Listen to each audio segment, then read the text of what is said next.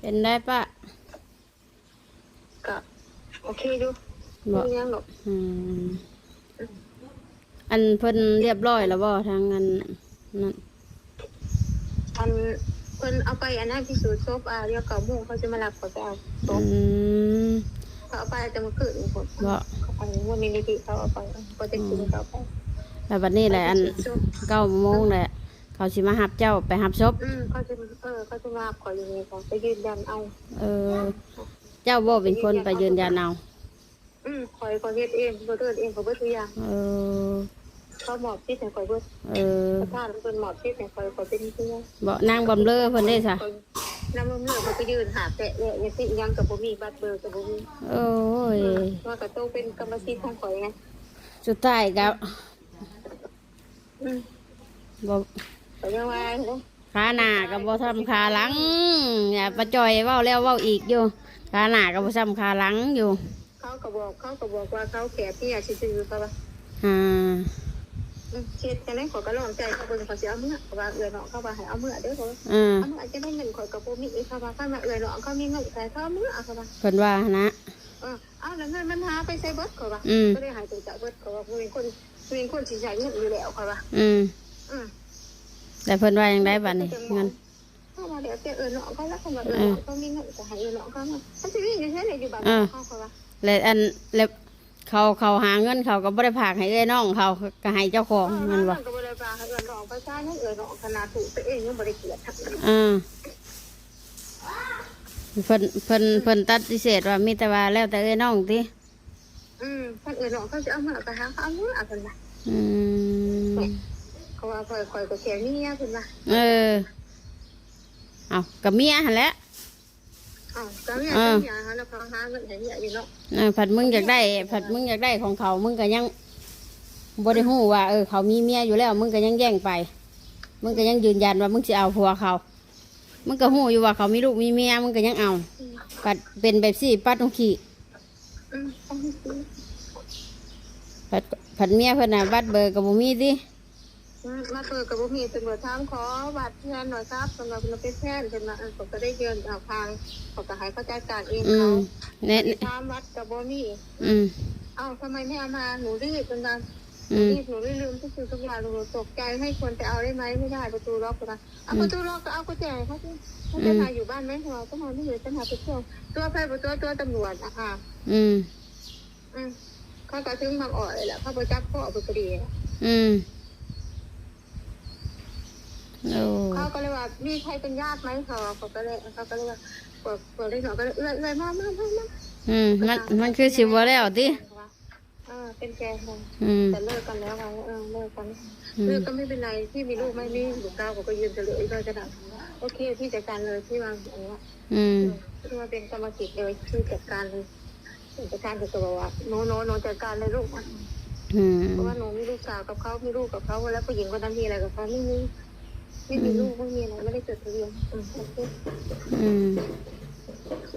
อย่าพากันนั่งเว้าอยู่เมื่อคืนนี่เว้าวันเขาก็ได้ถามบัวจะเอาจังได้เขาจะเอาเมื่อร้องเขาก็ว่าคนใดเดี๋ยวจะพิจารณาเนาะข้างหน้าเอาเมื่อก็มีแต่คอยละก็แม่นเขาก็ได้ว่าคอยตัดสินใจเด้อคอยตัดสินใจเองคอยว่าเขาที่เขาถึงได้บอกว่าพวกประธานเพิ่นก็บอกว่าพายุปีเพิ่นช่วยเขาเต็มที่เป็นทุกอย่างดอกไม้ยังงานดอกกันโซเพิ่นเฮ็ดให้เฮาเบิดเพราะมันตายในหน้าที่ไง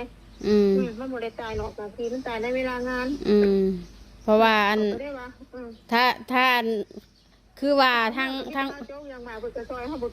แม่นถ้าคือทั้งป้านี่แล้วก็มอบให้เจ้าบัดนี้ถ้าเจ้าว่ายืนยันเสียมาแล้วผัดเจ้าผัดสิเป็นคนเสียเบิดบัดคอยเสียเบิดเนี่ยเพิ่นก็บอกเลยว่าคันสิเอาเมื่อก็เอาเมื่อเพิ่นหาบ่มีว้าวคือเฮาฮู้เนาะคือเฮาฮู้ก็คือทางป้าบัวแล้วก็บ่มีหยังบ่มีหยังว่าพื้นว่าอันถ้าเอามาแต่ว่าแล้วคือเอาบุญนี่แหละเอาบุญเอาอินก็ว่าแล้วแต่พี่นางก็จังซี่แล้วแบบว่าทั้งนี้ว่าง่ายเนาะก็มันบ่มีผู้ใดมีหั่นนะว่าง่ายครอบครัวไผครอบครัวมันแหละก็คือเฮาฮู้แหละบัดนี้แหละยังว่าเมื่อคืนนี่เฮาก็ไปเฮือนป้าบัวนะป้าจ้อยโทรหาเฮาว่าให้เฮาพาไปเฮือนป้าบัวเฮาก็เลยว่าห้วยข่อยนอกชมรถได้อัน เฮ้ยเฮ็ดได้เฉยเฮ้ยดอกอ่ะ อืม ก่อยไก่อยู่เพื่อนอีไหวพี่ได้นอกข่อยก็มาเฮ็ดเรื่อยอยู่เพราะว่าโอ้ยเฮานอกสมรสได้ว่ะ นอกบ่นอกก็ซอยกันเลย อันก็เลยว่าบัดนี้แหละ เป็นข้าวมาแล้วนอกบ่นอกก็ซอยกันด้วย ก็เลยพาเราไปบัดนี้พาเราไปเฮาก็ไปอันคุยกันกับทางเขาป้าบัวแล้วว่า เห็นได้กะถ้ามันนั่นกะถ้าเพิ่นช่วยเพิ่นหยังกะเผาอยู่พุ่นรถแล้วว่ะให้เรียบร้อยว่าหมู่ก็ยังเผาได้เฮ็ดได้จ้ะถ้าเอาพื้นน่ะมามันก็ยากหลายอย่างว่ามันบ่ได้คือนั่นได้ว่ะ คันเขาว่าเอากระดูกเมื่อก็เอาเมื่อ อืม ถ้าเพิ่นบ่เอาเมื่อเขาก็สิเอาไว้อยู่นี่แล้วเวลาเขาเมื่อเขาสิเอาเมื่อ อื เพ ม ราะว่าคันว่าเอาเมื่อพุ่นเฮาก็จังว่าคันอีกทีนึงเนาะเอาว่า แม มันเป็น น สิอย่างว่า แมนเพราะว่าอีกอย่างหนึงว่า หรือว่าเมียเขาจะเอาเมื่อบาท โอ้ย เขาว่าเขาบ่เอา อย่าชิเว้าเถอะป้า อืม เว้าง่ายๆซะพอล่มหายตายจากแล้วบ่ฮู้ว่าเขาสิเป็นเมียหรือบ่ อืม คนเฮามันบ่ได้มีวิชังนั้นมีลูกมีเต้านํกันยังว่าอีกแบบนึงอันนี้ชาติบ่มีหยังเขายิ่งแบบว่าขนาดนี้เขายังปฏิเสธเลยนะ อืม ยังแล้วแหละเงินคำกำแก้วกะไปใช้เนาะ2-3 ปีเลย 2-3 ปียัง4 ปีล่ะ 4 ปีเลย ปีนี้ปีที่สี่เดือนมกราเนี่ยก็สี่เต็ม ของเฮาเดือนหยังว่าของเฮาลืมเลยเดือนหยังว่าเดือน ปีที่ 4คือกันได้เฮากับเขาปีที่ 4เนาะ ปีที่สี่ค่ะ เพราะซ้ำกันแหละเฮาน่ะกับเจ้านะ ไล่ๆกันลุงวันไปก่อนบ่ได้เฮิงกะน้องเพิ่นก็ไป สมัครเต็มด้วยนะอันนี้ยันบุญสมัคร โอเคสะเฮ็ดจังใดจังว่ากันพ่อแม่พี่น้องเอ้ยสวัสดีและสวัสดีเด้อเนาะบัดสุโขทุกคนสบายดีลูกโทรถามทางป้านี่ป้าใหญ่เพิ่นพ่อแม่พี่น้องเอ้ยเดี๋ยวโทรหาสะบุญก่อนเราโทรมาเอ้าโอ้พ่อแม่พี่น้องเอ้ยสวัสดีสะทองโทรหาทางนั้นป้าเพิ่นป้านี่ป้าใหญ่นั่นแหละพ่อแม่พี่น้องเอ้ยเมียของลุงวันนั่นแหละเนาะแต่ว่าเพิ่นเลิกกันละเลิกกันพร้อมกับสะทองนี่แหละนี่เนาะคนนี้พ่อแม่พี่น้องที่เสียชีวิตเนาะนี่แหละเห็นแล้วเอาลงก็เลิกกันมาได้3-4 ปีแล้วพ่อแม่พี่น้องอุ้ยเลิกกันมาได้3-4 ปีแล้วไล่ๆกับสะทองนี่แหละพ่อแม่พี่น้องเนาะก็คือเป็นกับไปมีเมียใหม่หั่นแหละ3-4 ปีละผลสุดท้ายพอเป็นแบบซี่มากก็ได้อันนี้คือลูกสาวพ่อแม่พี่น้องอันนี้คือลูกสาวเพิ่นนี่เนาะลูกสาวก็อายุไล่ๆกับน้องสาธิตพ่อแม่พี่น้องเลยนี่แหละนี่เนาะอันนี้คือป้าเมียผู้ที่ตายนั่นแหละพ่อแม่พี่น้องเนาะแต่ว่าก็เลิกล่ากันไป3-4 ปีซ้ำกันกับสาวทองนี่แหละพ่อแม่พี่น้องเลยไปเสียชีวิตเราก็เลยตัดสินใจไล่เผาอยู่พุ่นพ่อแม่พี่น้องเลยเนาะการตายเพิ่นก็ตามที่เพิ่นเว้าก็คือว่าไปยัง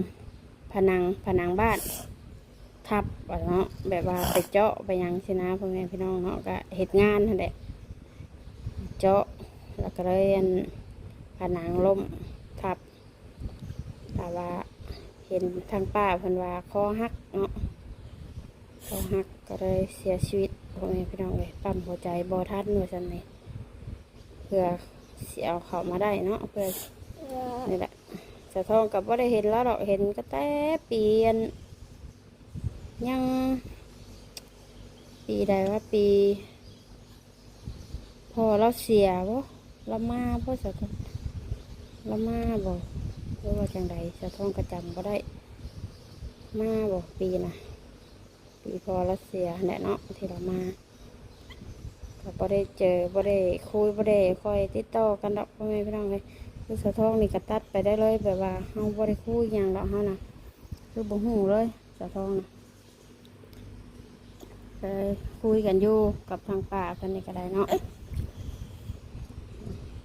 ก็คุยกันว่าเป็นจังไดแล้วเพิ่นก็ แต่ท้องกระตกใจอยู่ได้พ่อแม่พี่น้องเลยตอนเราอยู่กับเมียแล้วเราก็ก็มีทุกสิ่งทุกอย่างมันจะไปมีเมียใหม่คือว่าแหละเนาะไปอยู่กันได้3-4 ปี แต่พอเสียชีวิตก็ว่าแล้วแต่น้องคนว่าเสียมาหรือบ่มาก็ได้พ่อแม่พี่น้องเลยการเอามามันจะเอามายากได้พ่อแม่พี่น้องคนนั้นบ้านเฮานะมันบอกคือเพิ่นเว้าทั่วไปแล้วเนาะก็คือว่าเอามานี่กะต้องเสียหลายอย่างนะเส้นนู่นเส้นนี่เนาะและอีกอย่างหนึ่งทั้งเอ้ยทั้งน้องกับบ่มี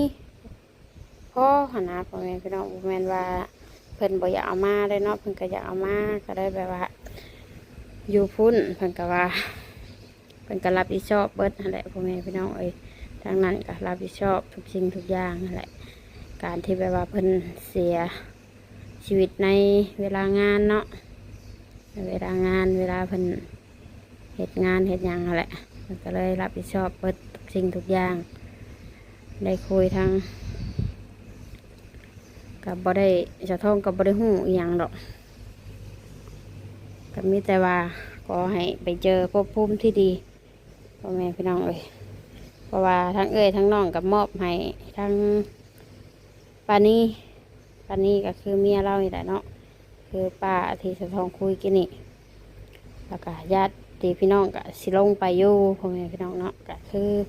ตามที่สะทองได้ยินก็คือว่าสิมีทั้งลุงบุญบอกกับพ่อน้องสาธิตเพิ่นสิลงไปแล้วก็เบาเตียงสิพาไปคือว่าจังซี่พ่อแม่พี่น้องว่าลุงบุญนี่แล้วก็รถแล้วนี่เราขามได้อยู่แต่ว่าพาสปอร์ตเรากับพาสปอร์ตรถซื้อบ่ตรงกันว่าซั่นได้ยินเนาะก็เลย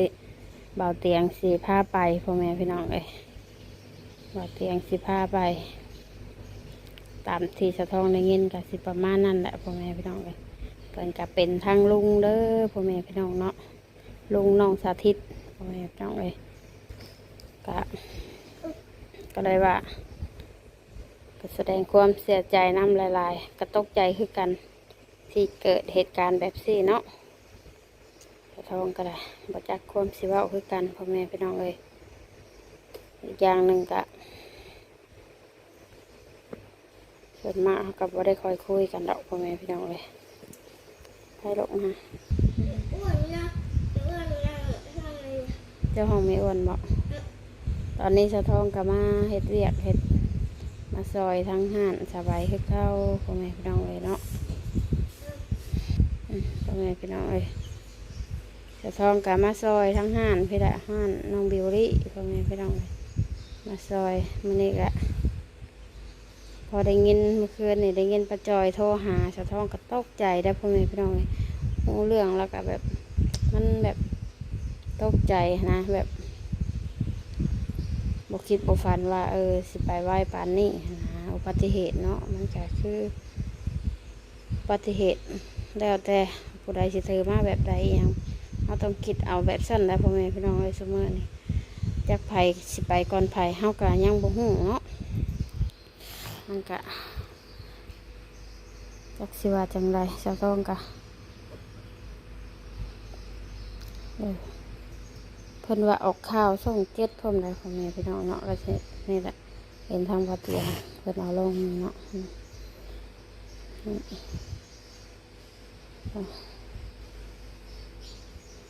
เนี่ยลูกเราก็ได้พ่อแม่พี่น้องเห็นทั้งลูกครอบครัวเพิ่นนี่แหละก็สิประมาณนี้ตอนที่มาปีที่ปู่เสียนะมั้งนี่อันนี้ที่เรามานี่บางวันไปเพื่อนก็ไปอยู่พุ่นแหละพ่อแม่พี่น้องตลอดเนาะจนแบบที่ว่าอยู่บ้านอยู่อย่างนี้หน่อยสุดแต่ว่าง่ายเนาะนี่เลยนี่พ่อแม่พี่น้องภาพของเรานี่เทียนตอนที่ว่ามาเจอกันตอนปู่เสียเนาะประมาณนี้แหละสะท้องเห็นแล้วสะท้องก็ ตกใจเศร้าใจคือกันได้พ่อแม่พี่น้องบ่แม่นว่าบ่ตกใจเลยเนาะนี่ตอนที่อยู่น้ำกัน